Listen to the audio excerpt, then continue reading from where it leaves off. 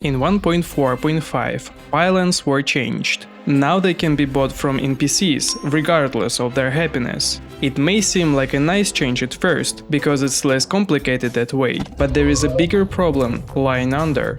Some players, like me, don't like this change, as it disregards one of the game mechanics. Pylons were added at the same time as NPC's happiness mechanic, and it was understandable why they were tied together. You make NPCs happy, you get the reward of fast travel. Now the link is broken. So the question becomes, why even bother making NPCs happy? Prices, of course. But outside of Goblin Tinkerer and maybe Demolitionist, there is no need to lower the prices. And it's really sad to see such an interesting mechanic hanging loose now.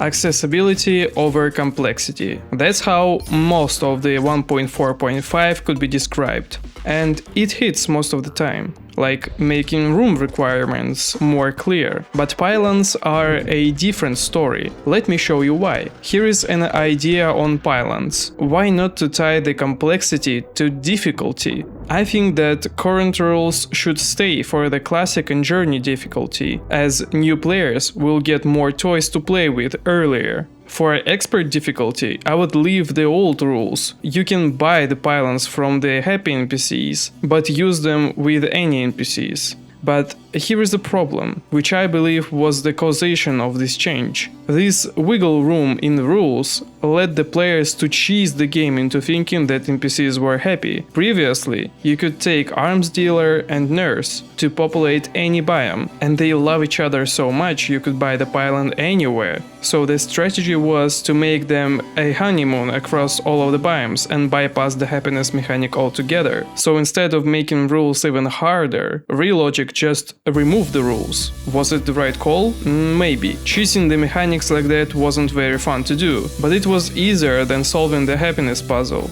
But the mechanic is already here, so why not use it? Here is my suggestion for Master Mode. You can buy pylon from happy NPCs, and you can only use pylons when happy NPC is present around. This way the experienced players will have more opportunity to engage with happiness mechanic. Would it be harder to use pylons? Yes, but that's the point. Happiness is an interesting and complex mechanic that deserves more attention from people who want to play the game in more complex ways. This would, of course, lead to most of the current Master Mode playthroughs broken, and players will have to rearrange the NPCs to get the pylons working. I don't have an answer for that. But what about the legendary difficulty? In Get Fixed Boy, there is no such thing as happiness. Well, I think there are two right answers for this question. On one side, I don't think pylons should be on legendary difficulty. The main purpose of pylons is quality of life. Giving players means of fast travel from the start is very generous, and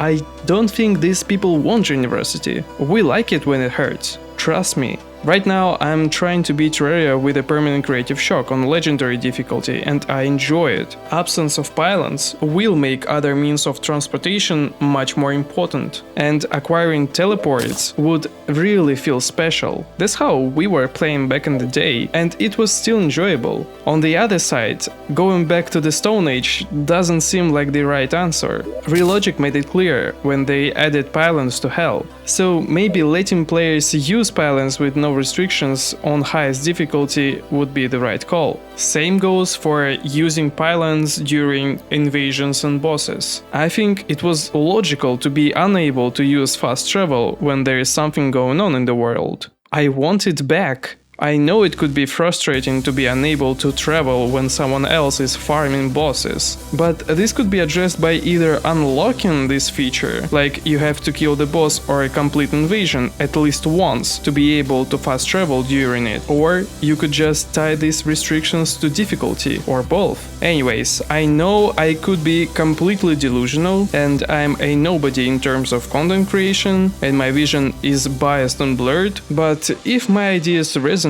with you, or if they don't, let me know. That's all. Next episode of Permanent Creative Shock is cooking. Goodbye.